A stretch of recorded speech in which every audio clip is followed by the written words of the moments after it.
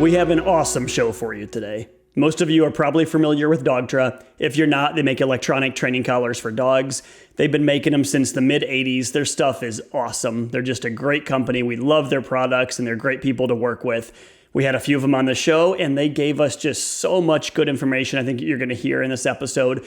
We asked a lot of questions our team often wonder about. We asked questions from our clients, but they also told us some things about some of their new products coming out and also some things we didn't even think to ask, just some tips for how to get the best life out of your collar and how to make it the most effective you possibly can. It's a really good episode. You're going to learn a lot. I hope you enjoy. All right, welcome to the show, everybody. We've got some awesome guests today. We have Miss Lorraine Alfonso and Mr. Nick Jensen from Dogtra. Welcome. Thank you, sir. Thank you, Matt. I was waiting for like a soundtrack, like a yay! Like just crazy. We'll add that in laugh post. Track or clapping. We're gonna add that in post for sure. And like Price is Right. Da, da, da, da. And everything we say, people will laugh even at the wrong time. It'll be something. Well, we are super pumped to have you here. You know, Dogtra is awesome. You know, you guys already know I feel that way, and I think anyone who listens to our show already knows I feel that way as well. So we love the company, we love your products, and we've got so much to talk about. We had polled our team and basically just asked them like, "Hey, what do you want us to ask Dogtra?" And we've got all kinds of cool questions because we use a lot of your collars, and we get crazy questions from clients about kind of niche uses, and there's just all kinds of stuff to talk about. But I think first we'd just love to chat about you. So I guess tell us about yourselves, what it is you do there, what your role is like, and we'll go from there. Oh, us? They want to know about us, little me. In case you guys haven't followed Dogtra on Instagram, we highly recommend you do. We've been quite busy lately. Nick and I haven't made as many appearances as we want, but we're the faces of Instagram Live. So if you guys have seen us on Instagram Live, on the Instagrams, that's where you guys might have seen our beautiful faces. And I am the marketing manager here at Dogtra. This will be my 5-year anniversary here. I am not a dog trainer. I don't have dog experience except loving dogs. And I will say it's been such a journey. Also, I didn't realize how much I would know about dogs and dog training and e-collars. It's crazy the amount of knowledge that I've picked up over the last 5 years. I love connecting with dog trainers. It's always been my mission. Being here at Dogtra is making e-collar content accessible. So that's where I love dog trainers like you, Matt, who are on social media and normalizing the usage of these amazing tools that could be a big game changer for a lot of people. So in a nutshell, that's kind of my big vision of what I do here at Dogtra, but I do a lot of marketing stuffs. Nick? Cool. Yeah, so been with the company. We actually kind of started just a couple months from each other. So I've been here for about 5 years. My background's in electronics, kind of retail sales as well. I used to work for a very large drone company like we talked before, Matt. Mm-hmm. But my background is, again, I love dogs. I used to volunteer at animal shelters when I was younger as a kid. Raised my own black lab with a training book, and she was the best dog I ever had, kind of thing. So avid animal lover. Don't have a dog right now, but I live in a townhome in Southern California with not enough space. Cats. I have 2 cats. Mm-hmm. They come to a whistle like dogs. They're very good. Tell them the name of your cats. We got Bella and Leo, but Leopold Jenkins III. The third. Yeah. Fancy. We get people ask us all the time, do you train cats? And the answer is definitely not. Not even close. The cats train us. Yeah, I know how that works. On some 2 rare occasions on social, someone's DM'd me and says, I trained my cat with an e-collar. And I found that very fascinating. I'm impressed by anyone who can train their cat. Yeah, cats have a mind of their own. They train us. That's they all train us. Yeah. If there was only cats and no dogs, we wouldn't have a job because, cats do their thing. And then when I found out that cats potty train themselves, I was like, what do you mean? They can't potty train yourself. That makes no sense, but they just do. Dogs, you work for months at it, and cats just are like, yeah, I got this. I'll go in the litter box. It's bizarre. I love all animals. That's the one thing is it just, that's the cool thing about this job is I can mix technology and pets and really kind of have fun with it. Cool. And I know side comment though, I know we're not talking about it in this podcast, but Nick is like our Pathfinder GPS nerd here. He is this anything you want to know about GPS, you talk to Nick. Good, because we've got some GPS questions today. Okay, cool. He's your guy. Like he was like for a long time. People were so intimidated learning of that product here. He was just like the go-to person for it, and I just must applaud him for that because he's just like the go-to Pathfinder specialist here. I think it's because of your work with DJI. Oh yeah, these are like we talked about. They run, don't fly. So pretty much the same thing. And Nick, what is your title at Dogtra?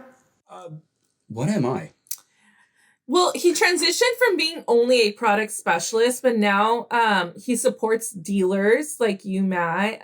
He does a lot of the white glove service for a dealer. So it's like almost a blend of being an account manager and still a product specialist because like the knowledge never leaves, obviously. And then also I use his beautiful face and hands in all our tutorials. The hand model. So he's a hired actor for me for all our tutorials. I thought I recognized. Make it look like I'm doing We're work. gonna film a tutorial. We're gonna do a no bark tutorial today. And I said, Nick, you better have your hands ready. We put lotion. I was just on gonna the ask, hands. like, what does that look like? You lotion them and you kind of file them. I do the home manicure. That's really all that happens. If his face is on the camera, he does have like a nice lotion moisturizer that takes away the redness. Maybe And then I might need he that. puts lotion on his hands because sometimes he's like, ooh, a little bit too grungy. But sometimes I want that effect for the videos. I'm like, no, this is like, you need working man hands. Well, I was just gonna say, I would guess a big part of your sales are to hunters, and they might look and be like, those aren't man's hands right there. I don't see any calluses, so you might need Those that. aren't man's hands. Oh no, these things are so banged up, man. He spits like a man. I used to do when I was a kid. I used to do footings and foundations, construction and whatnot. Yeah. Yeah.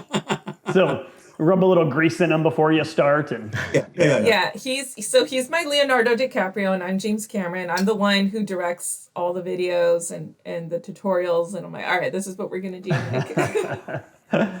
Well, I love those two roles.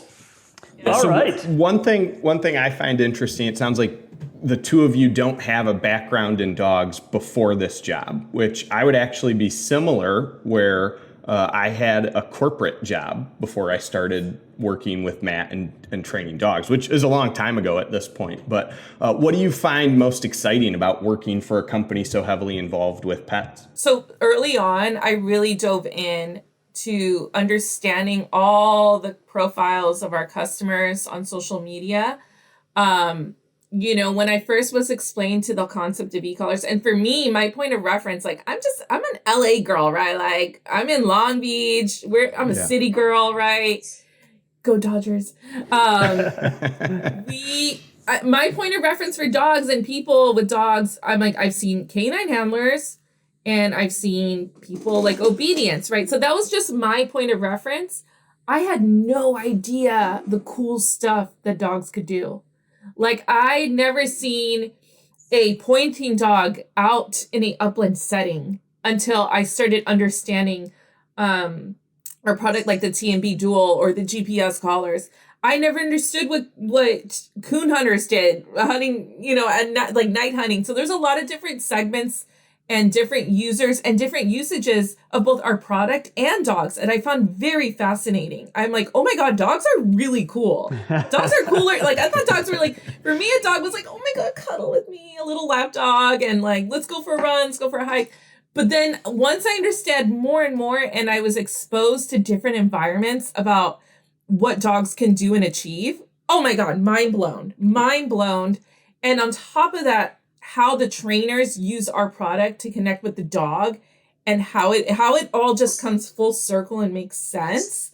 I was like, this is so dope. This is so cool. And it's such a shame that the product gets a bad rep or can be misused by some folks. But the things that you could achieve, even hearing someone who had a whole 180, right? From dog, couldn't even take the dog out during the daytime. So scared of taking the dog out in the daytime. All of a sudden, for some reason, the e-collar just made sense for the dog. Everything clicks. Now this dog is saved. Like from that angle, all the way to the hunting angle of it. It's crazy. It's crazy what dogs can do, and it's like a combination of doing it with our product. It's so cool. I would have never thought this whole world of dogs was that deep. Yeah, and you get to see two very different segments, right? We fall into, as a company, we're in the segment of, we're pet dogs, right? We're teaching dogs either fixing behavioral issues or just having dogs. I mean, I always tell clients the best gift you can give your dog is the ability to run off leash. Every dog deserves that. And e-collars are just an incredible tool to allow that. And then you, of course, get to see the other world, right? Hunters and working dogs, which we don't dive into very much. We see it and we come across it, of course, in the industry, but that's not where we focus. So two very different worlds. It's cool you get to see both of them. And it's so cool because the other thing, and I'm sure you see it too, I think it also comes full circle when people decide what kind of breed they're getting. And I also started being very, not judgy, but I always like tell my family members when I find out what kind of dogs they're getting now, I always caution them and tell them like, hey, just keep in mind that dog's innate usage, or like it was born to do this type of task, right? So just keep that in mind. My aunt is in Texas and she got a husky in Texas, but she wants to treat that dog like it's gonna be just like a chill house dog. And then comes to me like, hey, you do stuff with dogs. Like, what's going on with my dog? I said, you have a husky and you live in the middle of Austin. Like, you have a husky in the middle of Austin and you don't want to pay. I'm like, that dog was born to run miles and miles and miles in the snow in cold weather. And so you have to exercise that dog a lot. Like, I think people's expectations with the dogs, I just started shifting my understanding from that level as well. People, and especially as I understood more and more about the different breeds and the things that they could achieve, I now understand why the obedience side ends up coming into some troubles when they decide to acquire a certain breed based on like just aesthetics or trends, right? For sure. We offer a breed consultation service and we make like no money on this service. The idea is it helps people out so much.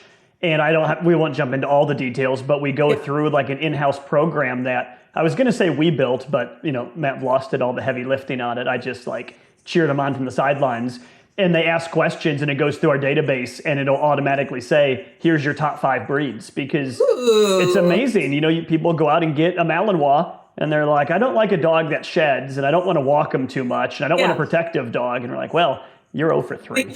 So maybe you shouldn't have got a Malinois. That is so cool. Like a breed matchmaker. Yeah, it's really awesome. And it can make such a difference because with training, we can fix an amazing amount of issues. But at the end of the day, if you have a high energy working dog, it doesn't matter how well they're trained, they're going to be a high energy working dog at the end of the day. So getting the right breed makes such a world of difference. And there's quite a few of those breed match tools out there on the internet. What is really different about ours and why I really like it is we have an expert trainer go through the questions with you. It allows them to ask more detailed questions, like really follow up on things as opposed to just like a general overview. And then if the results are weird, right, and it's like, I don't really like any of those breeds, they can help dial it in better to get what the people actually want. That is so cool. And that's on your website, Matt? So it's on the website, and then it basically is almost like a consultation where it's about like a 30-minute meeting where one of the trainers will walk through the questionnaire. They'll put in all the answers. It'll spit out the results, and then they'll go over the results with the person. And we do that virtually around the country. We'll have to connect more offline about that. I'm fascinated by that. Yeah, I'm curious to see what dog would fit me. I want to know what dog fits me too. And it gets it's into always things fun like to go budget. through with everybody. Yep. Yeah, it talks about budget and grooming and all these other things that are absolutely relevant. But let's get back to e-collars. So here's a question for you. What's your best-selling collar? And we ask that because we have our favorite and favorites that we use a lot. But what's the best-selling overall at Dogtra? 1900S and the 280C. and the 280C. Yeah, Okay. Absolutely. It's between those two, the 1900S and the 280C.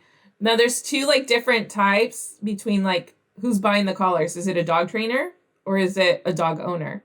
If it's the dog owner, just consumers, they like the ones that have more bells and whistles. So for them, I would say Tom Davis does pretty well. The hands-free plus systems all do well, like the 1900S hands-free plus or the ARC hands-free plus because it has more bells and whistles. Dog trainers tend to like the simple ones, which is just the OGs, 1900S, 280C, and 200C as well. That 200C has that front-facing dial, and I know a lot of dog trainers that tends to be polarizing, like the front-facing dial or the top dial. Yeah. We find our clients often don't like the front-facing dial as much as like the LCD screen just seems just nice, right? Even if it's not changing anything, we find clients prefer the 280 because of that.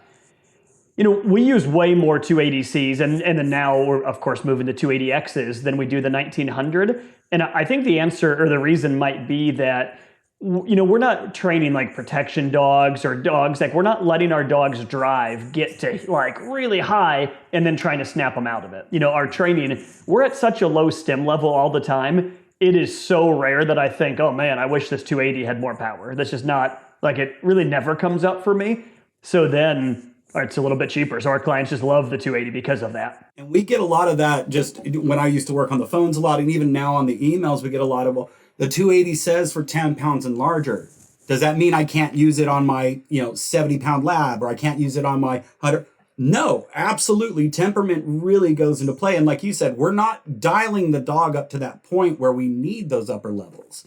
Yeah. So yeah, no, absolutely. It's a very common question. But it's a versatile unit. I think a lot of people I think if people are just doing this solo by themselves and they're not really being guided by a dog trainer, they end up looking at like our 1900S, and it looks cool, right? It's a nice shape and everything.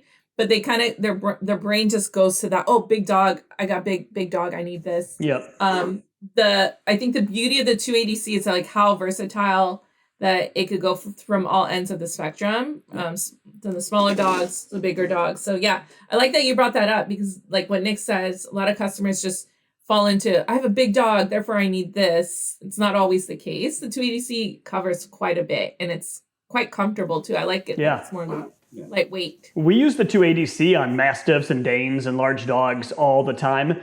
And really, I mean, the way we're training is, like I said, we're not using it like when the dog's at the highest arousal level. The thought is we should be fixing that first. So we're not just like, dog's insane, okay, let's put an e-collar on him and hopefully fix it. So we love the 280C, and it's got plenty of power for us.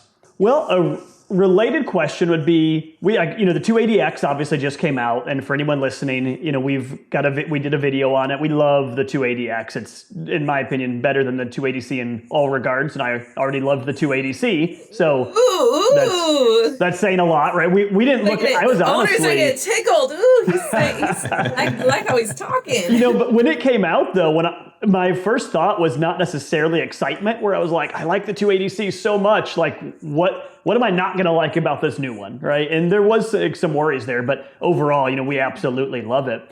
But tell us about what's happening in Dogtra. Anything new coming out besides the 280X and the 1900X? We got the new. So we have the no bark, right? We have the no bark collar. We sent you over one, Matt. I think Nick sent it over last week, so you should be getting that soon. Yeah. Hopefully you can test it out for your audience. Comes with an app. It's a free app. Now, I don't want to make this like a whole freaking advertisement for this thing, right? Like, all right, but what's the deal, right? Like everyone's like, bark collar, smart collar, right? This thing, they figured out a way for this to be able to detect not just the barking, but the whining, the howling, and like any background ambient noise that's going on in your house. We're the only product in the market that does that. And then bonus, I know y'all been asking, like, you wanted an e-collar combo situation, and you will get that with this. You can control the e-collar. Your phone will be remote. So that's the cool thing about that as well. Nick is showing on the screen. I don't know. Are we going to be seen, or is this just like our? Okay. Yeah. Oh, okay. Now, without a doubt, most of our viewers listen to audio, I think, while they're driving. But Yeah. I think our stats say maybe 30% of people are watching the video. Oh, that's cool. Yeah. All right. So we'll hold out. It's small, you guys. We just talked about the 280C. If you're familiar with the 280C, it's about the same size as the 280C. pretty cool. You don't need the app to operate it, and yeah, it's pretty nifty. Cool technology. Nick, explain. You explained it better than I did. What we combined. Yeah. So before, when you have the two bark collars, just very much like a 1900S or a 280C, they had differences. The YS 300 was designed for dogs 10 pounds and larger, could deal with howling, whining, and barking, but could not deal with multiple dog environments. So if two dogs stand in shoulder to shoulder, one dog barks, it has the chance of setting off this collar. The YS600 was an accelerometer bark sensor, so it actually had to sense the force behind the bark before it actually triggered the collar.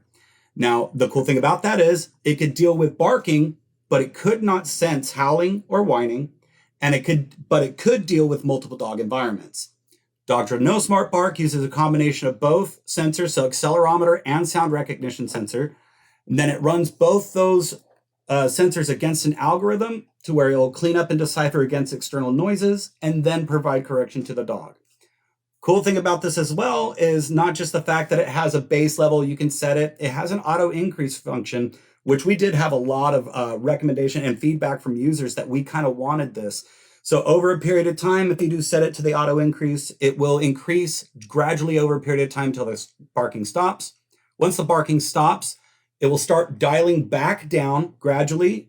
If the barking starts up again, we don't have to start back from 0 to get back up to that level that stops the barking. We're already partially there. So again, it's just kind of catching that barking before it's able to get going. So that's kind of the deal behind that. But great sensors, great algorithm, smart people. And the app, there's the app that tells you like your the bark meter. So if your neighbors are like, your dog's barking all day, it records a lot of data. Your dog's just barking all day. They're like, no, honey, I got receipts. I got the receipts. He was not barking all day. He barked once at 11, 2 more times at 1:30. Yep, and a whine at 1. You come back with the receipts and you'll be like, no, And it actually records the difference whether we're getting barking, howling, or whining. Like it has different colors to gauge whatever one it was performing. So this is going to save a lot of people from getting kicked out of their apartments. Yeah, for sure. Your landlord's trying to threaten to kick you out. Because like I said, I live in a townhome. I don't have a dog. My neighbors above me with no patio or backyard have a full-grown German Shepherd. Ooh. And good Lord, I wish that dog had a bark collar sometimes. Merry Christmas. Oh, yeah. Merry Christmas. Just leave it on the front porch. Just leave it on the front porch. Yes.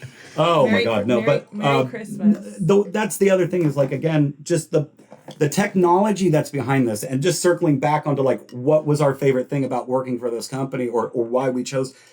I've always had a passion for dogs and animals. Now I get to play with technology, phones, apps, all that good stuff, and a dog too. This is the best part of my day. Like, so it's really cool the direction and the technology that our company is taking on and where we're going. Again, the sky's the limit from this point. It's definitely going to be getting better. Well, I'm excited to play with that. I think I told you a few weeks ago, as a company, we've always had a no bark collar policy. And the reason for that is there's never been a smart bark collar, at least that we're aware of. Every bark collar we've ever seen, I look at, I'm like, I wouldn't put that on my own dog, so I'm not going to put on a client's dog. Because, and it's not that we're opposed to the correction, we're opposed to the indiscriminate correction that we can't track or understand or adjust. And I'm excited to try this because we have a lot of clients who are like, hey, I want to try a bark collar. And I don't feel good about put that on your dog, go to work, and hopefully you come home when your dog's not terrified. Like, I'm not going to put that on my own dog. So we're very excited to try this and see how it works. And we've always worried about both multi-dog households, like you mentioned, Nick, but also just the fact that we don't know what's happened. Did it correct him 90 times today? Who knows what's going on? And that to me has just always been a deal breaker, right? So very excited to try this. And I'm sure the trainers, especially the ones from our team that are listening, are going to be intrigued as well, because we've always in-house had these conversations about when is there going to be a bark collar that's actually fair and that is trackable. Those are the 2 things we need to know. The cool thing about it is that you get all the data, and then so you come back home and you're like checking in, you're like, all right, how did he do today? You could see like, ooh, we need to make some adjustments. And the adjustments that you can make that Lorraine was kind of getting on is that you can actually adjust the sensitivity of the sensors that are in there. Mm-hmm. So we can make them a little more sensitive, or if we wanted to ignore, for example, I have a buddy that has a wood shop. Do we want a nail gun? Possibly, who knows? But if we don't want it to, we can make it less sensitive to where it's not going to pick up on those ambient noises and either. So that's kind of the cool thing about this. That's awesome. So, Nick, you mentioned an algorithm or kind of program running that just a minute ago, and it made me think, we spend a lot of time talking about AI and just the future of everything, right? Future of dog training, future of e-collars, future of many different things. I mean, how do you see AI playing into e-collars in the future? Terminator is real. Skynet is a thing. Absolutely. Yeah. No. The cool thing about, and again, there was that beautiful TED talk with Stephen Hawking and Elon Musk about what AI, the potential that it can become when it, that was a great, absolutely. If you guys have never watched it, definitely watch it. It's a great thing. But yeah, it's a double-edged sword for sure. But if used properly, and again, it's not full AI. It's guided. It's an algorithm. Again, we're not saying it's AI. It's an algorithm that's specifically designed to function that. So it has parameters. AI is a scary thing. Again, there's no parameters to AI. The expansion of it is just nonsense out the door. But can it help us develop and make better algorithms? Sure, absolutely. Can that help and dial in certain things? Absolutely. Will it be fully AI in the future? Who knows? But yeah. I think because we're dealing with dogs, though, dogs are still living creatures that involve we need to have some sort of engagement still, right, as a trainer. Otherwise, you guys would be out of business if these all just went full AI, because, right, if it just knew what to do. It just knew what to do, yeah. But I could see the future in terms of the e-collars where you still require being engaged and an active participant in the training process. I see the precision of it perhaps improving. Hypothetical situation, I could even see like a potential like AI e-collar that has like predictors that's able to be like maybe sense like if your dog is like about to respond to something, lets the user know. Because I know with the trainers, the timing is important, right? Us consumers, we kind of either delay, or especially if you're dealing with an e-collar, you kind of get a little hesitant to press the stem or press a correction. I could see the future of e-collars kind of giving you like maybe like a little alert to you, a tone to you, not the dog, to let you know, hey, maybe you should pay attention to the dog. Maybe right now would be a time. Absolutely. To correct, I feel like there's a lot like, hey, it could be tracking. Hey, pay attention to your dog right now. Something going on. I could see that being it, but I don't see it. Obviously because we're dealing with dogs and training, y'all still gonna have to train your dog at the end of the day. You also gotta train your dog. I don't think e-collar would come around would be like, yes, A to Z to put it on the dog's just gonna be self-trained. We still have to train our dogs. But I think the precision will get better with for the consumer or just the user. I could see our tools getting into that level where maybe we let people know, hey, pay attention right now. You're going to miss the moment, right? So I think that'll probably end up... Lorraine, when you say precision, you're talking about precision in regards to timing? Timing, yes. Okay. Yes. Yeah. From what I know, when I spoke to other dog trainers and just end users in general, or just observing when we've gone to see dog trainers train with their clients, I notice either end users just get a little bit hesitant to just press the buttons. Or miss the moment, right? You guys are so awesome. Dog trainers are so good at observing dogs and just knowing when is the right moment, what is going to happen next, what's yes, yep. You guys are so good at it, right? But us consumers, because we don't train every day as our job, so I think it'll help end users in general become better at kind of having that intuition that you guys have, where your timing is more on point than just a regular dog owner. Yeah, and I think there's a lot the collar, in theory, could track if it was smart enough, right? Where the dog becoming tense, the heart rate going up. I think there's a lot of things it could track. But, Nick, I think this might be kind of a question for you, just kind of what we were just talking about. There's, with AI and, collars getting smarter and tracking things, like in my mind, the ultimate collar would be an e-collar with worldwide GPS that is also programmable to a specific area. So picture a mashup of the Halo, the spot-on collar, and a 280X, right? Yeah. And so the thought would be you can go to the park and you can train your dog off leash. You can program like a virtual fence around your house, right? And you can know that your dog is safe. And if your dog is loose, it has worldwide GPS tracking, but it also doesn't look like a shoebox tied to your dog's neck. So when do we get that? When's that coming out? He's thinking about like a Pathfinder LTE situation. And that's essentially what it is. That would be a Pathfinder LTE situationship.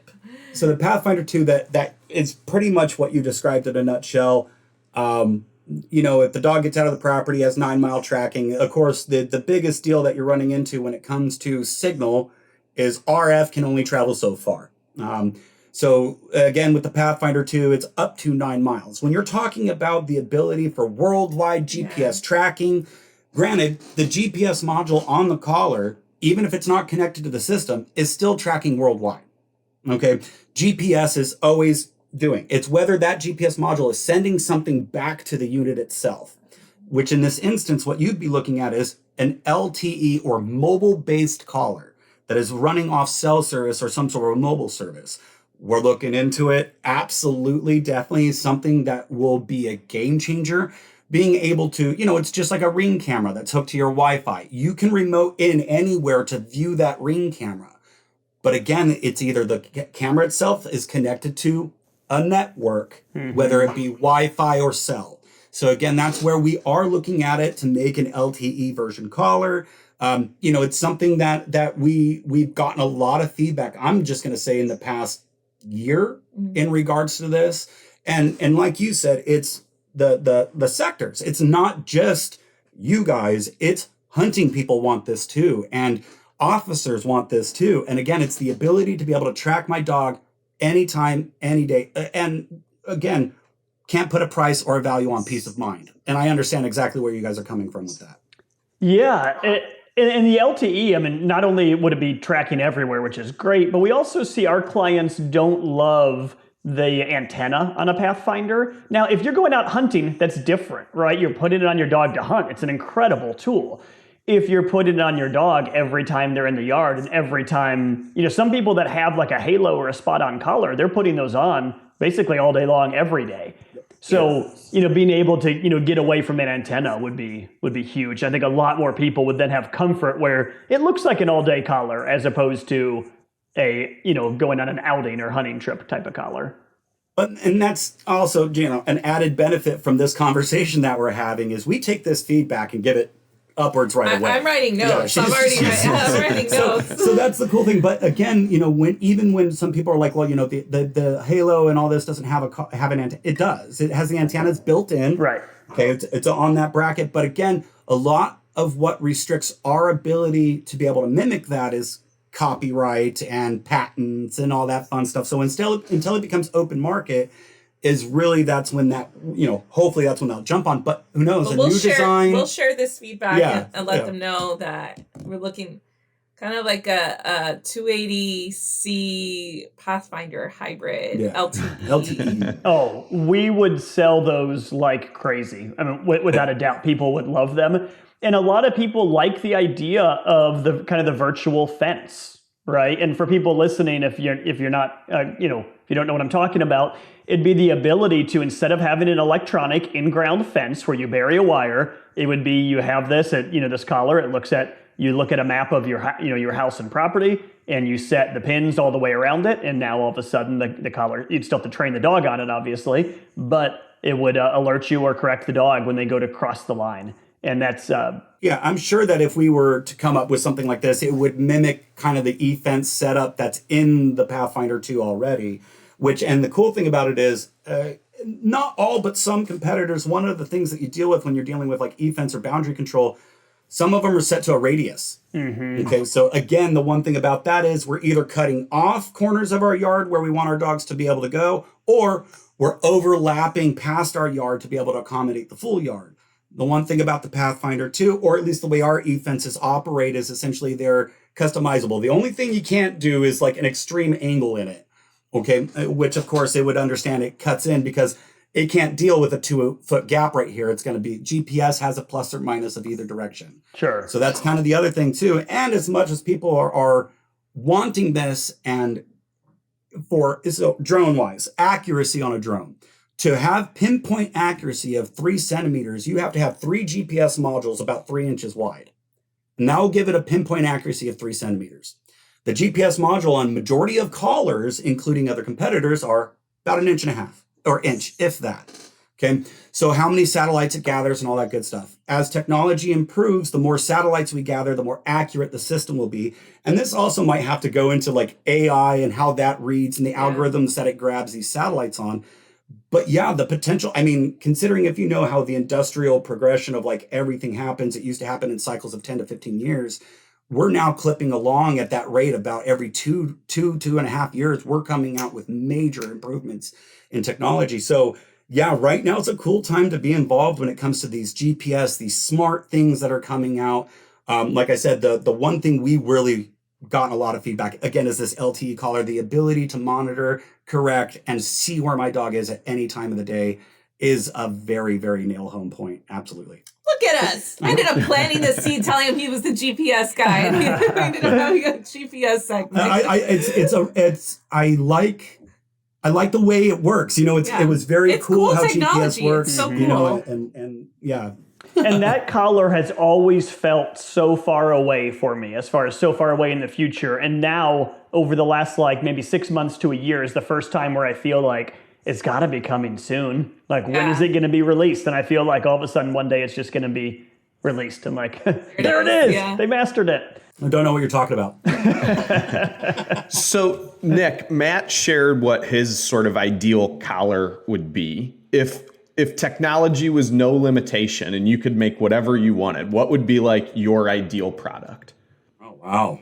Wow. It's a tough one. Tricky, right? Yeah. Oh, wow. Yeah, you know, purely for me, it would be GPS tracking, light, and tone. And the only reason why is I trained my dog previously. She came to a whistle. Now, not every dog's the same. And I understand not everybody can whistle. Like my wife couldn't whistle. So this is where, like, you know, it's, oh my God, dude, what a question. Like, I've never been asked that before here, but I mean, like, I like I'm very technologically advanced. I like my cell phone. If I could do all of it from my phone with the same response time that a physical remote had, then I'd totally, that would be my end all be all. Totally digital system, LTE, be able to view, monitor, correct, and be able to set e-fences from anywhere I want to. Again, this is the dream. And you know, being the nerd, I'm all or nothing. I want it all. I like the idea of what Matt presented, because I even imagine, because you as a dog trainer, one of the things I'm sure you struggle with is the consistency in the training once you're gone, right? Like once you do a session, then sometimes your clients just wait until you to show up again to do another training session, right? And I think the ability to be able to continue on the training session, and most people, you know, they work a 9 to 5, they gotta peace out, they gotta go to work. But then, you know, at least they'll have some moments to be able to look at their dog and get in a training session when they're at home, or see what the dog is doing and be able to correct remotely and communicate with the dog. Still perhaps maybe like through, you know, that treat app or something that throws out the treats and you can talk to the dog, you know, some combination of that, you know, so at least the end user can continue to build onto the training. Because I think what happens a lot with the dogs where they get themselves into trouble is, you know, the owner is gone all day and the dog just grows of boredom throughout the day. And the training just kind of stops, right? And then you get home from work, you're tired, maybe you have time for a walk, but then you have no time to reinforce the training that they learned with you. So that I like the idea of what you've presented here, because it would help, you know, a lot of people be able to just continue the training, and then the dog's training would improve probably a lot, because a lot of people's biggest complaint is, I don't got time to train my dog, right? I don't have a lot of time, which is why a lot of people do board and trains and things like that, because they don't got time to reinforce the training that they're learning with their dog trainers. So I think you brought something up here that could probably help improve a lot of people's experience with dog training in general. Yeah, and to your kind of last point, Lorraine, about when you're gone and you're at work, right? And what is your dog doing? We have a lot of clients now that set up cameras so they can watch their dog, but you have to obviously jump on the camera, right? Just look and see what they're doing. As these collars get smarter through time, and there's more, whether it's AI driving it or who knows what, it would be great to know when your dog is doing something that you might be worried about, right? So if you're gone and your dog is barking and your phone could alert you, that'd be great. Or if their heart rate skyrockets, that's pretty weird. Why is his heart rate so high right now? There's a lot of things that it could tell you, like he's digging. He is going crazy right now. Like he's in the trash. Did you know most of your Amazon devices, with a couple updates ago, they now will automatically alert you if it hears breaking glass. Oh, that's so cool. So it will automatically tell you, That's it here's breaking glass, please investigate, Yeah. because again, if your window's being busted. So in the concept of, if it senses, digging or whatever, then it could alert you, hey, your dog's digging, or, getting into the trash because it hears or matches those. And again, this not necessarily, again, like you said, on AI specifically, but on an algorithm that is designed to be able to notify or find these sounds and everything like that. Yeah, God, like I said, this is going to be awesome. Who knows what the future is going to hold in regards to the collars. I would think heart rate would tell you so much in so many different scenarios. Yeah. Well, and imagine if it was actually read cortisol levels and everything like that. Like, right? Actually give you like a full readout. That would be even cool, because usually with like the cortisol levels going up, then it usually requires people to have to probably go up in level. So like an auto increase if some sort of algorithm could develop, like heart rate, cortisol levels equals, auto increase. And it would also know your dog, right? It would know what you set it to, that, your consequential level is X, right? Whatever that happens to be. So, talking about the collars checking, heart rate and all these other things, obviously it'd have to be, reasonably snug to be checking that. And, overall, that's always my least favorite part of e-collars, is how snug they have to be. And I mean, we almost always use extensions. So we do the comfort pad extensions. I put them on pretty much every e-collar I work on, work with the client. And I'm curious, because it's so much looser. Like dogs never seem unhappy about it being snug, but as an owner, I'm like, this doesn't seem like the most comfortable thing in the world. But then you put on the comfort pad and it works well. It's a lot looser. And, for those of you listening who aren't trainers, if a collar's a little bit loose, you don't get a consistent correction and it shifts a little bit, and all of a sudden you're like, oh, a 20 is not good enough. Maybe they need a 40. And then it shifts and then it's way too high. I'm just curious. I mean, do you guys sell a lot of the comfort pads? Has that been a big hit for you? Oh yeah. The comfort pads, the longer contacts, the wings that we have. The titanium enhanced wings that go like that. They're like a W shape. And then what you're talking about is the comfort pad with the 4 points, right? It's a little bit lower. Well, we use the winged one. So the 4 points in the middle and the 2 wings on each side. Yeah. Enhanced compact. Yeah. The as much, it's so funny. We come up with this product, and then the first question, a lot of the questions we keep getting is like the contact points. And it's a lot of people care a lot about the contact points, and I get it. So with the new stuff, we're coming out with compatible contact points for it, but we do sell quite a bit. What's up with the removable contact points on the 280X? And I was surprised by that. That's obviously a big change, that you don't have the rod that's stays there when you take the contact points off. What was that shift for? So not, and you're gonna love this. Not every dog requires eStim. Not every dog requires eStim. So if not every dog requires eStim, if we were to remove the post on a 280 or one of the contact points on a 280, the post is still there. This 280C. If we do this, we can remove the post. So, but like it shows, we can put now, and just do vibrate only, no eStim. So we can put this little dummy contact point cover in there, block off the eStim entirely, and just be able to operate in primarily off vibration. So here's like what your original, right? Like all our old models, right? You got that. What happens when you take off the contact? Well, you're left with this post, right? And essentially it's unusable after that. You can't just put this on your dog without putting that contact point on. Now, even with the Smart No Bark, if you just want to go vibration only, you totally could do that as well. And they have the contact covers on there, so it doesn't limit your ability of the usability of the collar. And also, as people travel in certain countries with the whole e-collar bans, or some countries might come up with their own rules of saying, oh, only collars with like tone and vibrate only. Well, then it doesn't limit our users worldwide on what they could do with the collar, or if they're traveling about to countries that do check that. Oh my God, I got this stuck in there. Yep, it happens. Interesting. I hadn't thought about that. There's a lot of reasons, right? Yeah. It just, and it gives the end user just more flexibility, right? Depends on whatever you need to use the collar for. Some people just want a vibrate only collar. Now you can turn the collar into a vibrate only collar. Some people just want vibrate and tone. You can totally do that with that. And in some cases, some people are traveling to areas. Well, they'll inspect the equipment and be like, all right, what do you got here? Oh, contact points.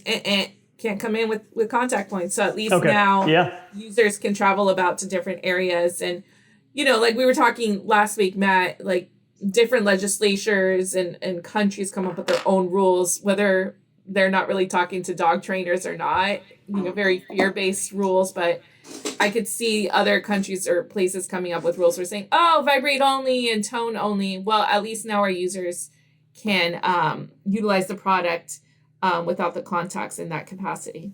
So I think if you want, we could just segue to what you're talking about now about e-collar bans and legislation around the world.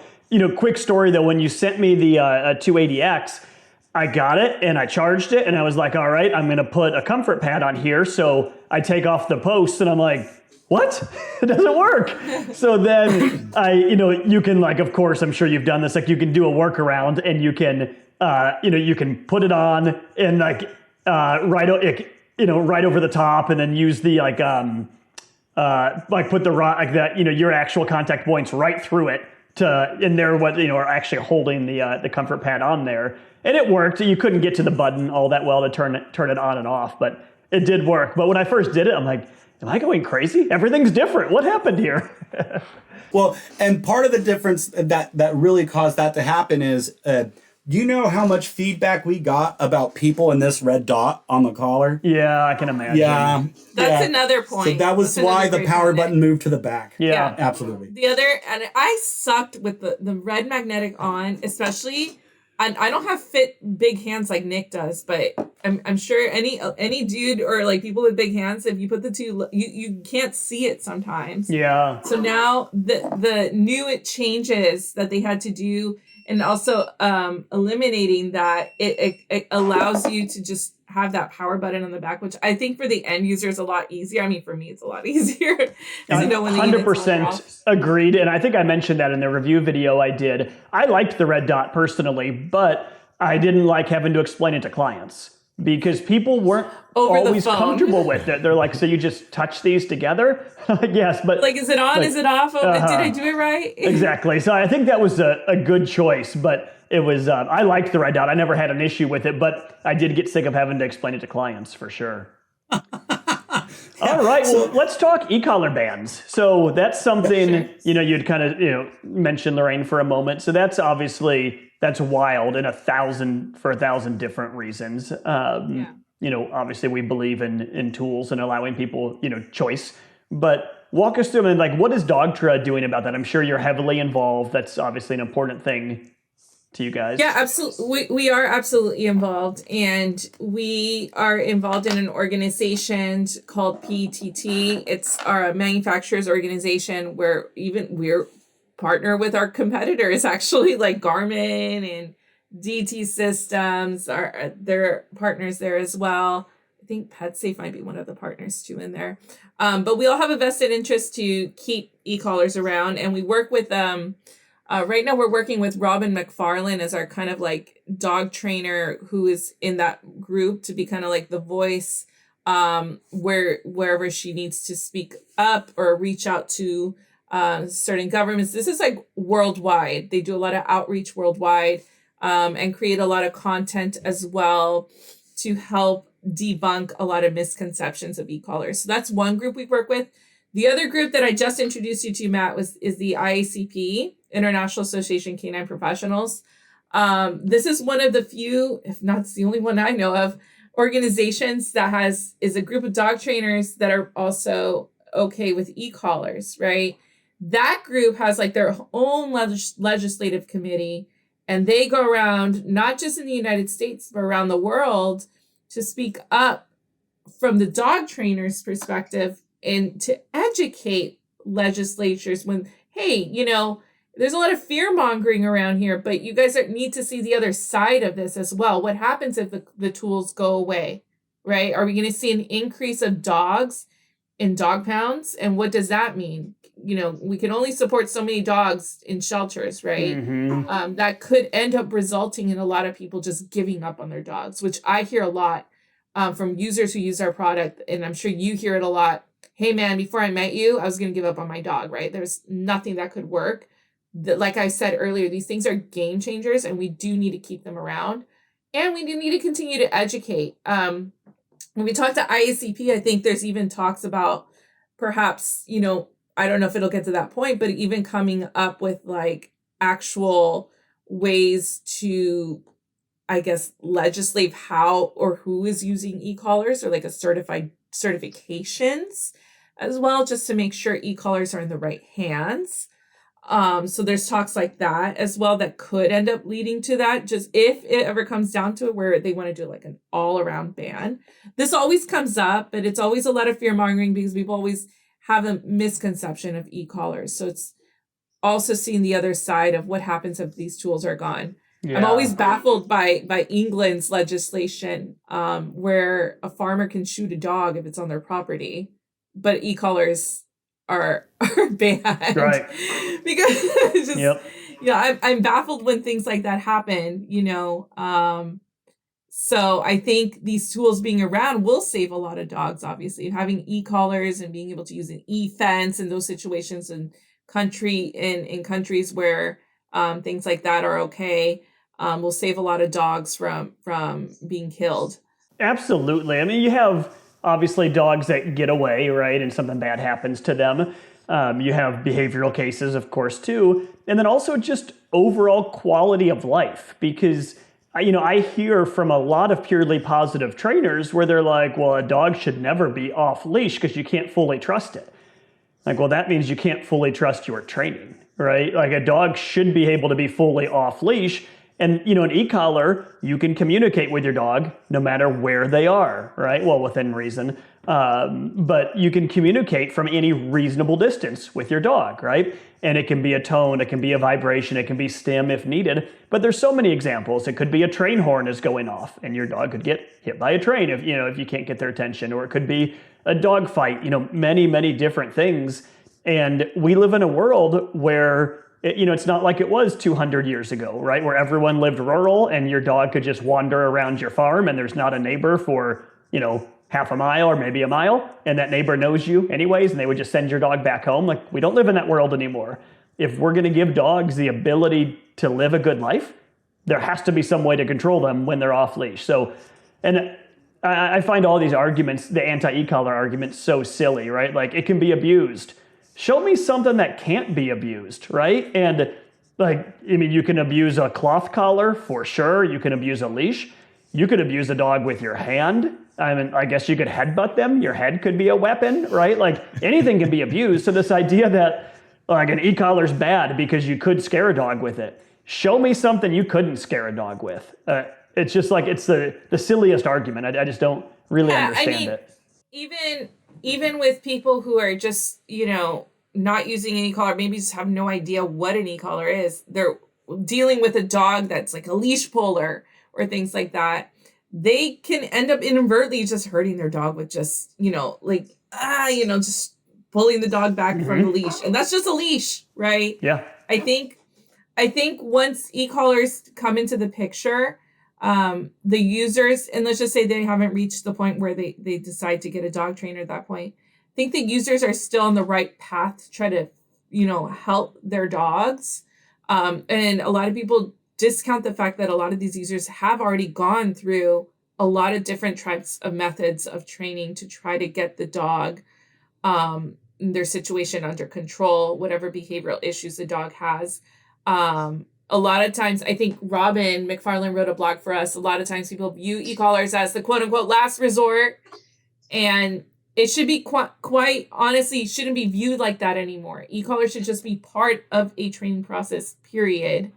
For users who are open to them and want to use them as part of their general e-collar training. Because that's the other thing I want to debunk is just e-collars equals, oh, e-collars are only for dogs that are just high level, about to be on the kill list on the shelter, right? Like, no, because I don't want people to view that is this tool for just that type of dog. This tool can be used for all kinds of dogs. Mm-hmm. Whether your dog's a chill dog and a lazy dog, you can use an e-collar to train your dog. Mm-hmm. And I think that's the other thing we want to debunk too, because even our end users who mean well view e-collar as my dog's bad, therefore I need an e-collar for my dog.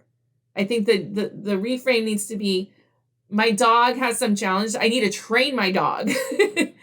And I use an e-collar to train my dog. E-collars are training tools. 100%. And what we tell clients is if your dog is going to be off leash, they should be e-collar trained. And when people and every dog, in my opinion, should be off leash. And when people understand, when they see e-collar training and they see what it looks like, it's used very rarely when your dog is well trained. So it's not like you're on and you're like pushing the button 1,000 times.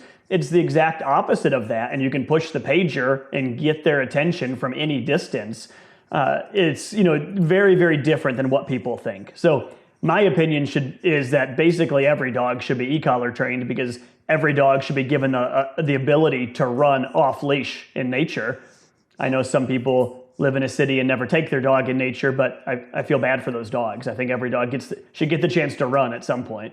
Like I mentioned earlier, I think we all forget dogs are dogs, mm-hmm. right? Like I think everyone forgets, like there's someone in the city living with a German short hair pointer, and I'm like, that dog is a dog, and that dog was his innate ability to want to and desire to want to do a specific task is in them. And you need to give that dog every once in a while that chance, whether you decided to have a German short hair pointer in the city, you still need to give that dog that chance mm-hmm. to live out these probably their dreams where they're dreaming at night, probably dreaming about pheasants and dreaming about pheasants. Absolutely. And we have a lot of clients that live in the city. And when I'm working with them, we get the dog e-collar trained and then we do lessons at the park in the suburbs, however far we have to go to get to an appropriate park. And then they're like, oh, wow, this is fun, right? I can do this on a Saturday. It's only a half-hour drive, and then my dog can run and really enjoy their life, which is just a good thing for the dog. So, hey, let me give you a specific question. This one was on our list. We've been talking about range a little bit. When I talk to clients about range, I always tell them I don't care what brand you're using, whatever's on the box, cut that range in half. And that's the range I want you to trust this e-collar at. And the reason I say that is I don't want people to make a mistake, right? And they're like, I think he's close enough. I think he's a half mile right now. Like I'll still be able to control him. So walk me through, what would you tell someone with a half mile collar? How far away would you let the dog get away from you before calling him back from a technology standpoint, taking dog behavior, anything else out of it? So if you read on any of the boxes, the way that it works, and it's phenomenal because it's the phrase is up to. Okay, so the unit can perform up to 3/4 of a mile. Okay, that doesn't mean that's how far the signal will always send.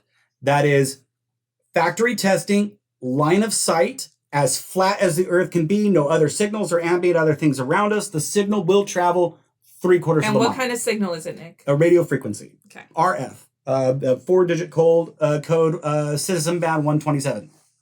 I'm going to throw that out in conversation sometime. Wow, yeah, exactly. But basically, it unobstructed is kind of the deal behind it. Now, you and I know that when I say this, and kind of what you're getting on, if I've lost line of sight of my dog, doesn't matter how far they are. If I can't see my dog, that's the problem.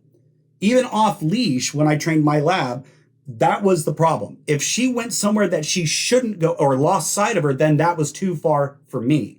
Now that's essentially where I would say that's your limit. Okay. Whether that be a 1/4 mile or whether that be 300 yards, whatever the case, a football field. If there's enough stuff between you, me, and the dog, that's what's going to limit your ability for communication. Okay. It's not it's not distance. Distance isn't the problem. It's how much is between that distance that's the deal. The radio frequency it has to kind bounce. of bouncing through It all that goes around. stuff. The radio frequency is designed to go straight forward. It is not, if it curves and goes around something, it loses its power, its trajectory, and essentially that's when you lose communication. Also, kind of an interesting tidbit that you touched on, give me a remote. Give me a remote. Okay. Omnidirectional antennas versus bidirectional antennas. Okay. Thank you, Lorraine. Omnidirectional. Like your Wi-Fi, the signal will perpetuate off all sides of the antenna. Okay. These are bidirectional. The signal only perpetuates off the side of the antenna.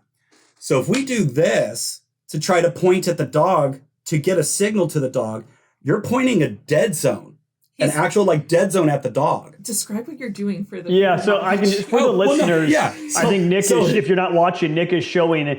Some people would point the antenna towards the dog, which is not the right way to do it. So now I think he's going to walk us through the right way. So and the right way would do it would just be have the remote in front of your body, fully exposed, exactly like a trainer would be, and essentially. The remote, the antenna's here. It has a clear line of sight if the dog's behind me, clear line of sight if the dog's in front of me.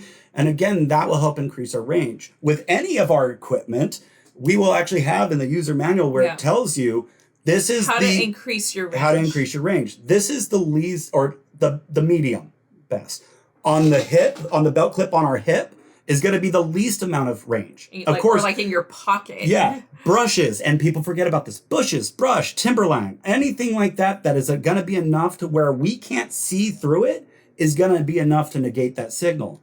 So again, to increase our range or to ensure the full 3/4 mile that you're looking for, hold the remote up and above your head and make sure that signal is away from us and can get above and go forward and down.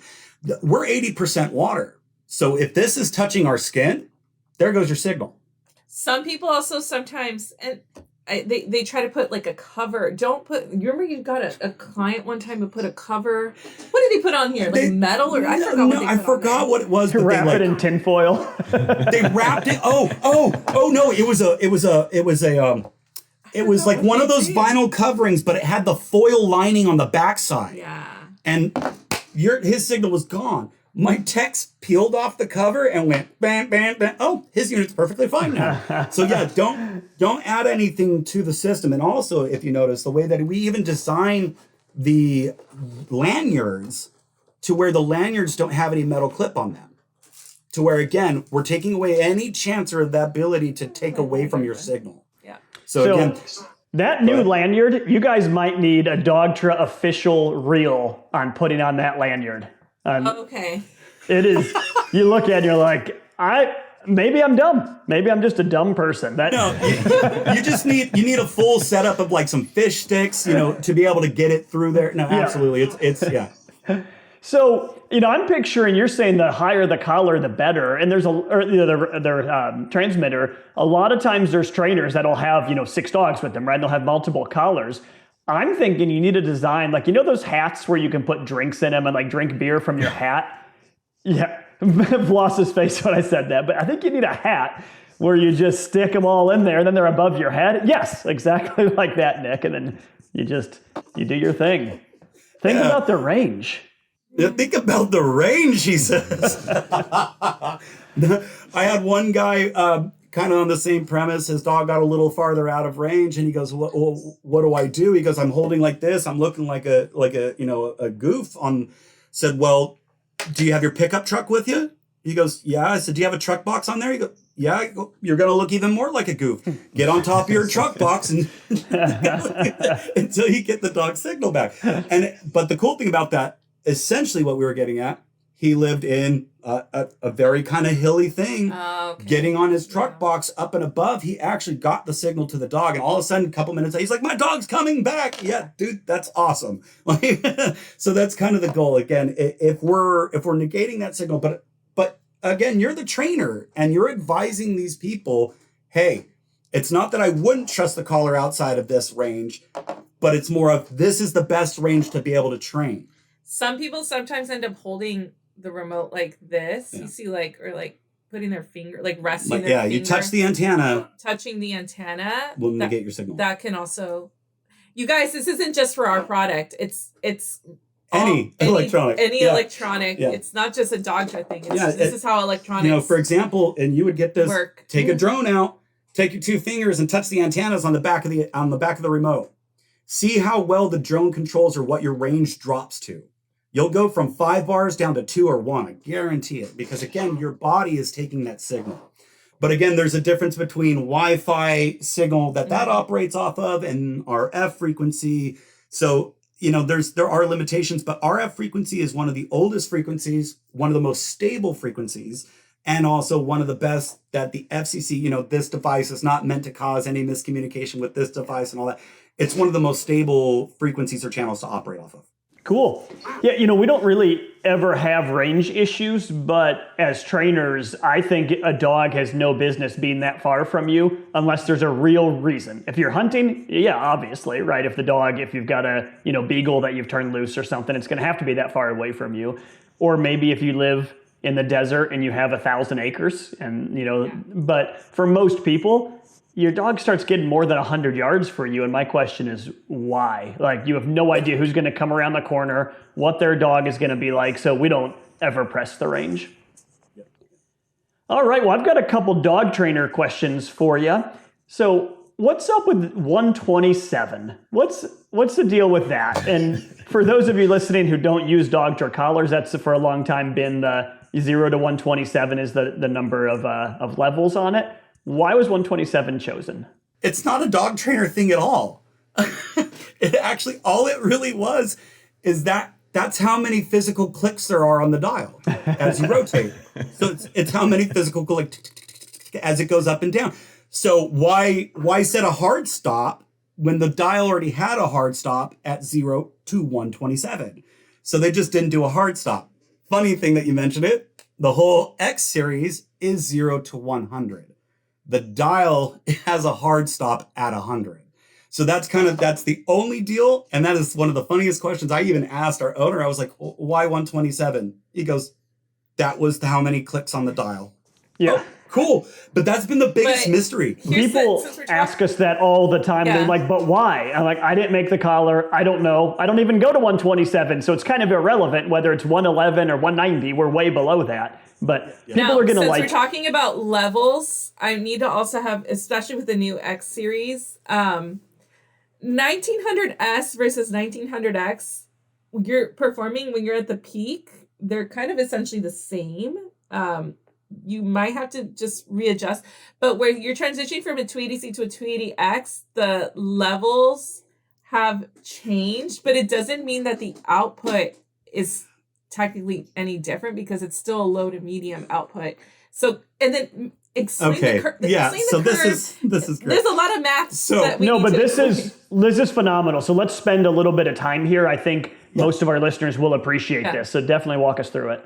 So on a graph, 0 to 127, if you like the number still, 0 to 127, most people think that it's a straight shot from 0 right up to 127. I was trying to show the screen. I think I ruined this. I'm not going to do 0 to 127. People think it's a straight shot to 127. Yeah. That's not the way it works. It's actually kind of a swoop on that graph, if you will. And I forget what that's actually called. Is it a sine or cosine? Right? No, but anyways, it's a gradual swoop going up. Okay. Now, with the 280X and say a 280X and 280C, that gradual swoop where the 280C kind of goes like this, 280X will pick up a little bit steeper. Okay. So it's just kind of, they parallel, but one of them kind of steepens up a little bit higher than the other. So where does that change happen roughly on those two collars? So for example, when you're at a 280C at level 127, you're at a level 80 on a 280X, right? So when you're at 100% of 280C, you're at level 80. But that doesn't mean, because it's like a 47 number difference, doesn't mean that every number below it is going to be, plus 47, plus 47. Because even if you're like at a level 10 on a 280X, you're just at a level 23 on a 280C, right? And that's a 10, it's about a 13 level difference, right? So the math doesn't keep going up. So when people look at these charts, I don't want them to say, well, my dog was this level at a 280C, therefore my dog is going to be at this level at 280X. We always recommend that despite having the chart, we still want you guys to retest your dog. Start at level 1 on your 280X and slowly work your way up. And just with any e-collar in general, right? Even if you're going from a 280C to an IQ Mini or whatever, we still recommend retesting the dog to find out the levels. Did you find which I think is great advice for sure. And in my experience at the lower levels, which is where I train, I don't see much of a difference between the 280C and the 280X, which is, and I said that in the review video I did, that's not a bad thing. I didn't want it more powerful. So, and for listeners, when I say the low levels, I'm talking like 15 to 30 is, and at that level, they seemed very similar to me, which I think is a good thing. But I'm curious, it sounds like at a higher level, the difference might become more substantial. It happens somewhere around the middle. Here we are. There we go. They got it. Here's my comparison chart. So there you go, Nick. All right. Put it up to the camera. All right. Yeah. Can you guys read that? Kind of. You could probably kind of read it. There you go. Yeah, and I think we could link to this. So we'll put a link to this chart. It's on DoctraLabs.com on the chart. So it's around level 40 on a 280X where you start seeing the big difference, because between 10 and 20 on a 280X, it's like a 13. It's still even, but then around a level 40, around the middle, that's where the difference starts happening a little bit more. Okay. I think that's going to be good feedback for our listeners to have, because as I've been demoing one, I haven't been above a 40 because I haven't had a need for it. It just hasn't come up. And at a 25 or so, they seem pretty similar in the grand scheme of things. But I love your advice of, if you get a new collar, you should be dialing in the number, because don't just go based on that chart. Mm-hmm. We always want to go based on the dog, right? We always want to go, you got a new collar on the dog. Like what the cues you guys are looking for, essentially, yes, start low, work our way back up to that working level that again, it's going to change. Because that dial, the levels have changed. Yeah. So, and for all the listeners, the chart is a guideline, but we don't want you guys to just say, well, my dog was this on the 280C, therefore my dog is going to be this on 280X. We always advise all users, even 1900X to 1900S, still retest your dog on the new product. Yeah, for sure. I would encourage that. And what I was going to say a second ago is fit matters more than anything else. So you get a new collar, maybe the strap fits slightly differently because it's, doesn't bend as well as your old strap, or who knows what. Or now you put it on a different, it's an 1/8 of an inch different. So now it's a hair looser or a hair tighter. That is going to make a world of difference in how your collar operates. You get it on one thing tighter, and all of a sudden, a 30 is now going to feel like a 45 and make a huge difference. So I would definitely dial it in. All right, a couple more questions from our team. One would be, so the 280X, it's expandable to 3 dogs, which we love, but there's not memory between, so you can't set different levels for each dog. When do you think that'll happen, so that you could have a 20 for dog number 1, you switch to dog number 2, it's already at a 50 because you already programmed that, and dog number 3 is somewhere in between. Is that doable? And if so, when? So there's limitations because of how the buttons are and how the antenna is. But go ahead, Nick. It actually has to do with the physical dial. So if we leave it at 20, the dial is at 20, whether we switch between dog 1, dog 2, dog 3. Okay. For a memory to take place, you have to have a volume up, volume down button. So the cue does that. Okay. I don't know if you've ever messed around with the cue. Yeah. So the cue remembers levels, and it remembers what setting you coded for each dog. So if you had dog 1 on, you want Nick, right? Your middle button to be Nick at a level 10, and then dog 2 to be continuous at a level 15. It's limitations due to a physical dial. The cue was able to remember all of those. The only other product we have that can remember it is the 3502X, which has a dual dial transmitter. There's 2 dials on the top, and then you can lock in the levels, and it remembers each level independently for each dog. But it doesn't have like a setting thing where it's like, oh, when I press this, it's all the buttons are just dedicated buttons like Nick, Continuous, and Pager. But what Nick said on why there's current limitations on the memory part. Yeah, it's technology. Now, and maybe as technology improves and this becomes a little more, there might be something to do, but it has it's everything to do with a physical dial versus volume buttons. And people like the physical dial, trainers included. So that is okay. That's interesting. It's a double-edged sword. Absolutely. Yeah. Try to make some people happy, which is mainly you guys. We want to make sure we don't change the game too much on you guys, but try to provide as many features as possible. And too, I mean, very much how often or when do you really come across that the dogs are that greatly spaced apart in levels that it's going to be a super traumatic experience if we just have to go to adjust either, we're within a couple degrees. But if someone's interested in that and they don't mind having a button dial or volume up, volume down, check out the Q, because the Q does remember all the levels. I recommend the Q for people who don't have to be finagling too much with finding their dog's levels. It's like once you have a good trained dog, a lot of dog trainers like the Q as like a finishing collar. Because it's small, it's compact, and you could just like quickly switch between each dog and it remembers all the levels. Yeah, and to your point, Nick, about the dogs being at different levels, we see a lot where we have a client that they've got whatever, their Malinois or something, and it's a super intense dog, and they called us because it was having all these issues, and so we train it, and it might, who knows what level it's at, let's say it's at a 45.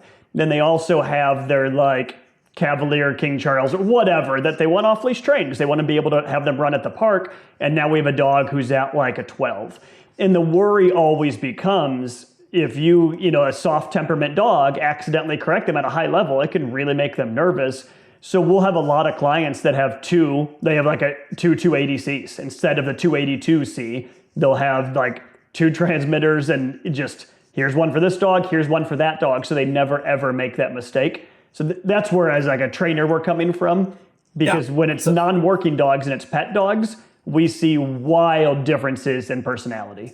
And there is something interesting that you kind of just touched on in the sense of one remote for one dog, one remote for the other. We can duplicate remotes to each other. So I can pull the codes off here and duplicate the remote. Now, the cool thing about this is we set this remote to dog 1, the other remote set to dog 2. You now have independent control over each dog and at different levels. So there is a way to set that up in the same sense of how you guys function and operate. And, we'll get 2 remotes just to make sure that both levels and both dogs. Absolutely. If that's the case, it can be set up in that sense. So that's an interesting workaround. One that our trainers were discussing as well was setting the boost to the level for the second dog. Yes. So that way when you switch over, you can use the boost instead of the normal. I have given that that advice on some trainers who explain what you said, like, I don't want to, switching the dogs and the levels. You'd have to just kind of do some reverse math and basically base everything off of the first dog. The base level. And right? then, The base level of the first dog. Correct. So you want to go based off the first dog or the dog that's at the lower level, right? Because once you hit boost, it's going to go up to the level of whatever the second dog is. Now, is there a detrimental thing for you guys in the difference between like Nick and constant? Because in the sense, that boost button is a boosted constant, not a Nick. From my end, personally, I don't really care. I don't use Nick very often. I almost always use constant, but I'm training, at a, pretty low stim level. And I like the control of constant, and I like that it's a little longer than the Nick. So that's how I train. So I don't use Nick much at all, and I'm not opposed to it, but I also find it's easier for clients. Like, don't even worry about Nick. We're going to use constant. Just push the button real quick. Obviously, don't hold it. And that's what works for us. So for me personally, the boost always being a constant, I think is a good thing. I don't have any desire to make the boost a Nick. And then even in that sense, the front button on the 280X or 1900X can be changed from Nick or constant as well. So if you operate your whole system entirely off constant, change the front button to constant, set your boost level, then you got a constant and a boosted constant right there. Which is what I did as soon as I got the 280X was set. There you go. Yep. At first, when I looked at it, I was like, oh my gosh, did they get rid of being able to switch between Nick and constant? And then I read the directions and it was answered for me. I'm proud of you. You know how many people don't read the directions? Well, and that's part of our job here too, Yeah. is we're here to kind of, again, knowledge is power. Doing this with you guys is getting this information out. Yes, as much as I'm like, please read, please read, please read, please listen, because a lot more of these, the way generations are and the way technology's made thing is we absorb more listening now. So again, but read, knowledge is power. That's where I stand. You guys would on be everything. surprised how many views how to turn on and off your collar video we made for a couple of the products got.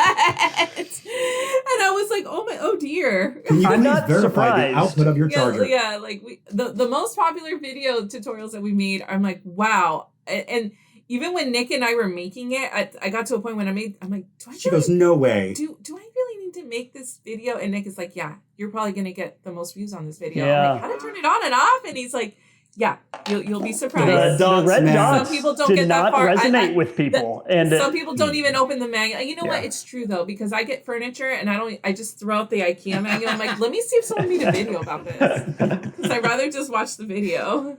all right, another dog trainer question for you. Are all the chargers going to be interchangeable on the new collars?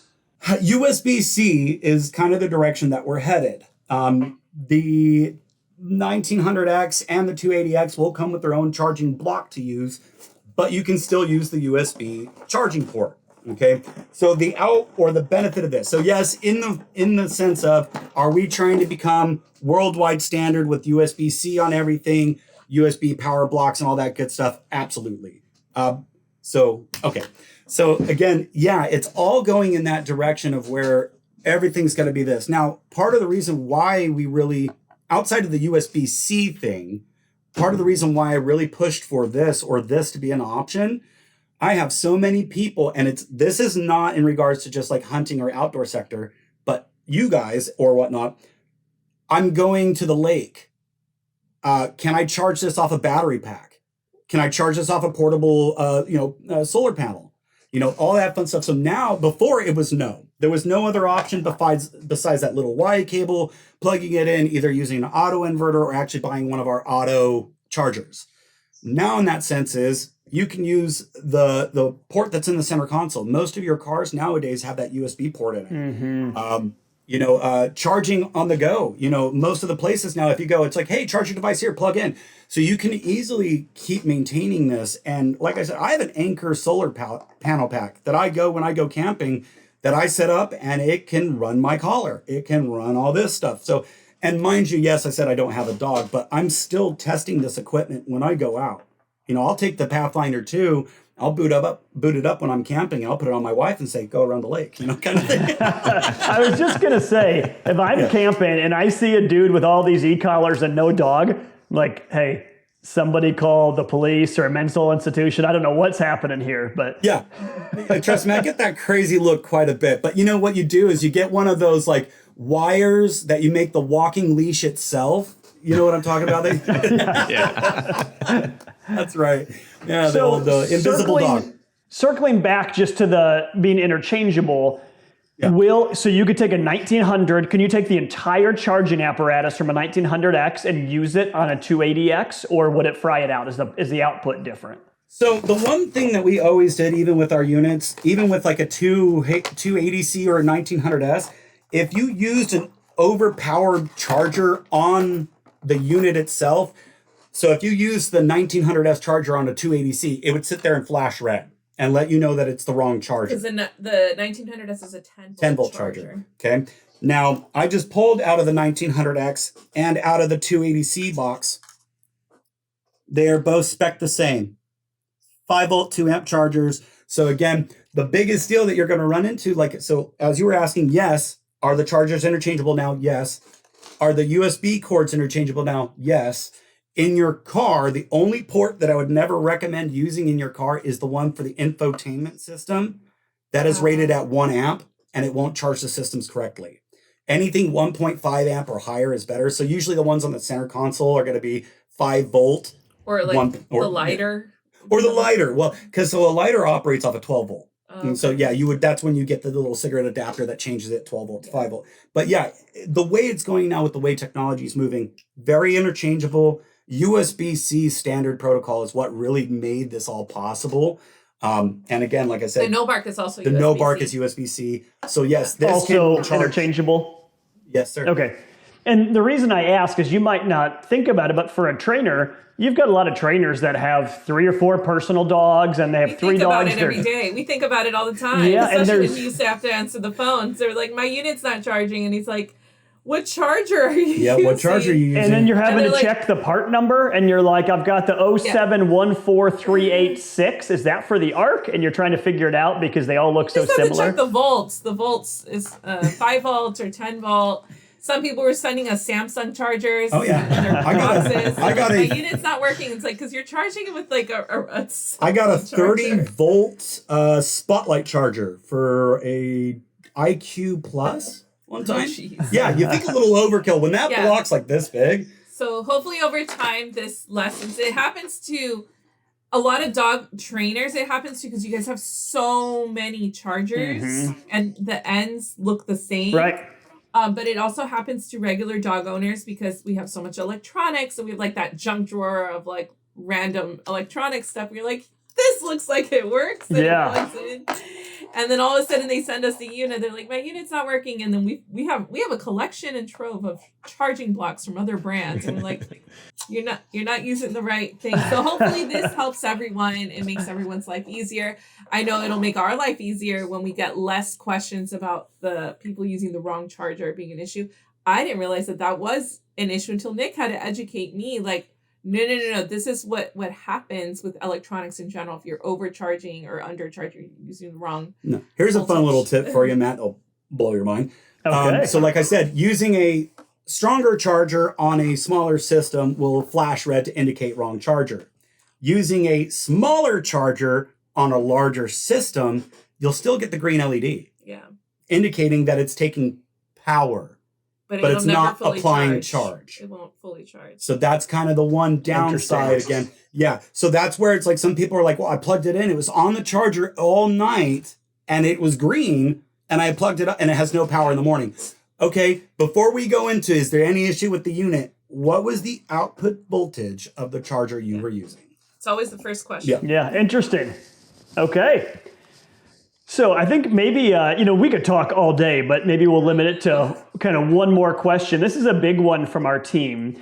When are we going to have access to a small dog collar, dogs that are less than 10 pounds, so which we see a lot of, that looks and feels like a 280X and specifically metal contact points, and the ability to put winged comfort pad extensions on there. To us as trainers, that is like often a deal breaker where we want a collar that we can put the comfort pad on there. We get asked that so much. The only one right now that could accommodate you guys is the IQ Mini, which is our smallest one with for a dog 7 pounds and up. Matt, you mentioned the limitations with that though, because the IQ Mini has by default fused on plastic contacts that you cannot remove. I will take that back though to the higher ups and let them know, hey, maybe we just come out with an additional collar that can pair a mini, like an X mini collar or something that can be as compact as the IQ. Now we also have to remember though, think of all the bells and whistles we've added to this product, right? So now with everything, there's comes the pros and cons. We did have to add a light. And it's just, between the 280C and 280X, you'll notice but this is a little bit, thicker. Deeper, yeah. And deeper if you see, right? And that's because y'all wanted the light, right? So if you want the light And the vibration motor is more and the important. vibration, we're going to have to sacrifice that small and lightweight compactness of it, right? And what kind of dogs it accommodate. But we will share that with our R&D research and development team to try to see, can we get an IQ Mini that at least has the contacts, so that way you guys could change out the contacts. But with a light to be that small, a challenge, but I think they'll take it. From They'll my take the end, challenge. having the light's great. It's awesome. But if it had to go to have a smaller collar for small dogs that had removable contact points, all right, that fit with, from a trainer standpoint, the more products you have to have access to, the harder, right? So then if it has like a special winged, contact point that's different, well, then it's harder. Now you've got to make sure they get the right size. Like if they're interchangeable, it'd be great.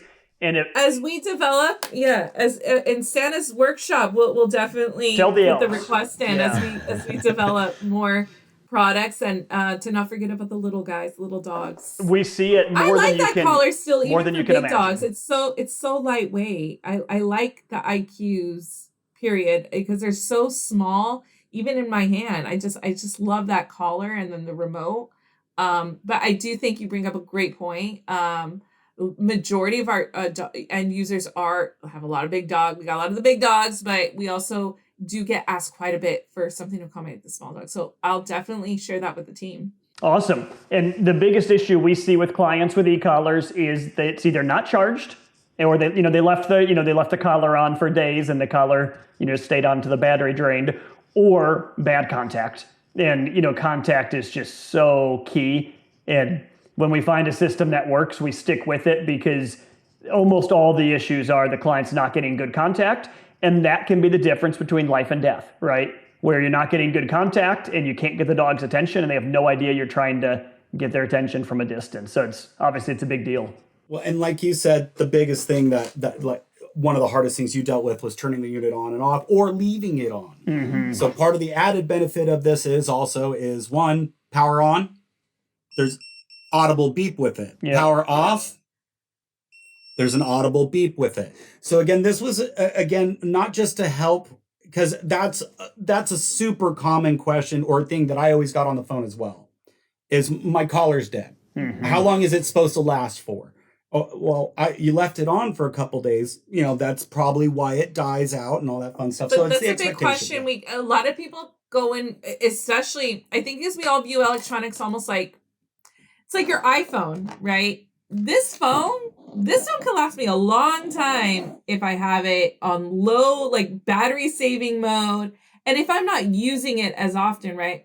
I think when people ask the question about quote unquote battery life, right? Well, what's the battery life on that? Well, you ask yourself, well, what's the battery life on your phone? Well, it really depends on how often you're using it, right? Am I watching videos? Am I watching Netflix all day on my phone and I don't have it plugged in? Well, then that thing is not going to last. I might get through only 2 movies right now with my phone because it's a little bit older. I might only get 2 movies on my phone before it starts dying. The same thing with e-collars. The more you're pressing the buttons, the more you're pressing the light. Now you got that light, right? Y'all got the light. You might start noticing that transition over from your 280C. I would reckon that your 280C was going to last a lot longer than your 280X because the 280C didn't have a light, right? But now you're using the light. If you're using that light more often, it's going to be draining more and more the battery. If you're just pressing the buttons more often, that'll lessen the battery life more and more. So, and that is based on your user, right? So we can't just tell you this thing is going to last this long because you're going to be using it different than this person, right? Yeah, It's all on the usage. The Go factory ahead, answer for all factory this. answer. Give me the fact. I The know factory- they want a number. Yeah, Want a the number. factory answer is it should last about 36 to 42 hours without any decline. Okay, so it should operate for that long, which essentially What's is... factory answer? You just leave it on and leave it on the desk? Yeah, walk if away? you turn it on and leave it on the desk, You walk it will away. last that long. Absolutely. It will There's the last answer. about 2 to 3 days, depending, which is a lot of what we run into is after a weekend, we come back, the collars are dead. Yeah. Mm-hmm. We do it all the time when we do our shows and our presentations, our Instagrams. We did one the week before, we come back and our collar's dead Yeah. because we left it on. Even in here, I forget to turn off the collars and leave them on or turn them off. But that's also 2-hour rapid charge battery. Yeah. So that's the other added benefit. Other PSAs about batteries, you guys, if you live in a hot climate like Arizona or even California, don't leave your stuff in the car. Like, you leave your phone in the car and your phone's like, I can't operate, it's too hot. It needs to cool down because the batteries, it can expand, right? So to save on your battery life and the longevity of electronics in general, period, be sure to take out your equipment. Don't just leave it in the car. Also, if you're in a cold climate, go ahead, Nick. Go Lorraine. Yes, no, she just touched on it. So the biggest deal, and again, I used to live in northern Utah. You don't really think about it because, when I was a kid, there was no cell phone. I think I had a pager, so that's the way that worked. But these will function in pretty cold temperatures. Yeah. Okay. And just like Lorraine was saying, if it gets too hot, okay. So if it's over 100 outside, or if it's below freezing, your biggest deal that you want to do with this is, of course, if it's cold, keep it inside your jacket to keep it body temperature warm. Okay. Biggest deal though is when we get back to the house and we're going to charge it, don't plug this on the charger right away if it was freezing outside. Don't plug it in the charger right away if it was 100 and something degrees outside. Let it sit in the house on the counter, room temperature, for at least 20, 30 minutes for the battery to stabilize. This very much goes into the fact and background, because people don't believe me when I say this. This background comes from drones. You have to treat these batteries the same way a LiPo battery is treated in a drone. If you try to go out with a drone and you didn't warm up your battery before you leave, what's going to happen? You're going to low battery, but you take that same battery up, warm it up, put it back in the drone, and the drone will take off like it's no problem. Y'all, this is more for the remote, what you hold in your hand. If you're out in the cold and you put this on your dog's body heat's just going to naturally warm it up.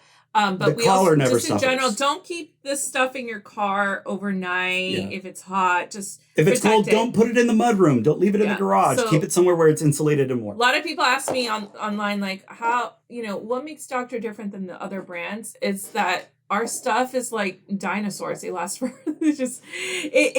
they're old. I've seen some old units out there. Like these are prehistoric units. These are Dogtra units, and they're prehistoric because some people are wandering out there with units that are like from like the 90s or something. One of our original units just came in a couple months ago, and it was a 175 NCP.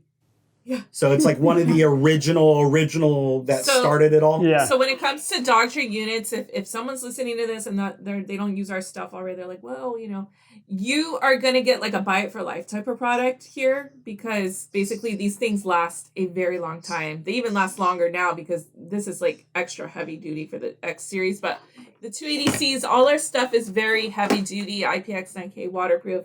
But the PSA we're giving you all is it will last that long because if you take care of it. So just don't be leaving your stuff in the car overnight. So I think that temperature input is great. We have trainers around the country. So we have clients in hot and cold climates. We do a lot of business in Arizona, a lot in Florida, a lot in Texas. We also do a ton of business in Wisconsin. Very, very different. So I think for all of our clients listening in those locations, that's good advice to hear for sure. Don't leave your dog in the car. Don't leave your remote collars in the car. But even then, this isn't going to just help with battery performance. This is going to extend the longevity of your battery, period. So again, average estimated battery life with a average abuse of a LiPo battery is going to be about 2 to 3 years. That's if you're like taking care of it 2 3 years. Ish. Yeah. You can push it a lot further if you again stick to these standards of, remember with a LiPo battery, don't run it down to zero. And don't let it shut itself off. Don't leave it on the charger overnight. Again, once it goes green and it completes a charge, very much like an RC car, hobby battery. Once it completes a charge, unplug it. So that's what we always try to tell people. And again, that will help. I have one lady that she's like, well, I just leave these on the charger when I'm not using them. Don't. Well, they only last her about 30 minutes operation because she's burned the battery out. Okay. And again, it's just like if you were just like they tell you your phone too, We have That's a lot of clients I know charger. that like to charge them at night. They put them on overnight and will charge them all night long. So I wonder if it's useful to have a little, battery care video or cheat sheet, because I know there's a lot of. We made a video. So You have one? Let's link it. So the one cool thing about like batteries, and again, it's the tricolor LED, and what you can always take from it, 2-hour rapid charge batteries, and that's from 0. Okay. If the collars are still flashing green at the end of the day or when we're done using them, they're going to take less than 30 minutes to top off that charge. But we should make a video because we've done a webinar with ICP about the batteries for the temperature. I don't think we made a video about the temperature one. No, but we made battery videos. We have battery videos on there. In the sense of people are listening to this right now. Yeah. Well, let I'll me make know. a note to make a full in-depth video about batteries. And we'll put some links in the description of this for everyone watching of the current videos you guys have. And then we'll just update those through time so we can, as you get a new one, that'll be helpful. Yeah. Awesome. Well, I think, and like I said, we could talk all day, but I think we've probably course. covered a lot for people and maybe melted their brains a little bit with all this info. So, we also, I forgot, I wanted to mention, we're doing a giveaway if anyone wants one of the new X series units, the 280X or 1900X, or if you want a no-bar collar, maybe you want a no-bar collar. One of the 3 new products, we'll let Matt decide what the rules will be, but we'll give someone away, and Matt will decide what the rules will be for this podcast. We won't give absolutely. someone away. We'll give a unit away, not someone. yeah, I think, we'll run that either through social media or YouTube. So we'll put links in the description here, and someone's going to be lucky. Get a free Dogtra collar. Hard to beat that. Winner, winner, chicken dinner. Awesome. Well, thank you for being on here. This has been awesome. We loved having you guys on. We love your product. So I know people are going to enjoy listening to this, and we definitely have to have you on again, because I'm going to get a list of people are going to email me and be like, why didn't you ask them this? Why didn't you ask them that? Okay. So I'll write it all down, and maybe we'll follow probably up. want him to drill us or something. No, we're trainers. We love talking e-collars. So we love talking e-collars too. We love talking to trainers. You wouldn't believe the niche questions that we get from our team of like all these things we could talk about. Oh, we believe it. You know, Nick used to get those questions all the I time. know. You guys right. are awesome. We appreciate being able to connect with your audience. You guys give us a follow, and if you had really pressing questions, just DM us at Dogtra or send Nick an email. Where would they follow us at, Lorraine? Dogtra Official on Instagram. Hey. That's the one I check the most, is Dogtra Official. We're also on Facebook. If you don't have an Instagram, we're on Facebook too. Pete, who isn't on the podcast right now, he helps me a lot with answering questions and stuff like that. So mention that you guys listen to the podcast and you're interested in more information on the product. We'll be more than glad to help you out. Awesome. Thank you. Have a great day, everybody. Thanks for listening. Take care, everyone. Thanks. Take care, Mats. Bye. Bye.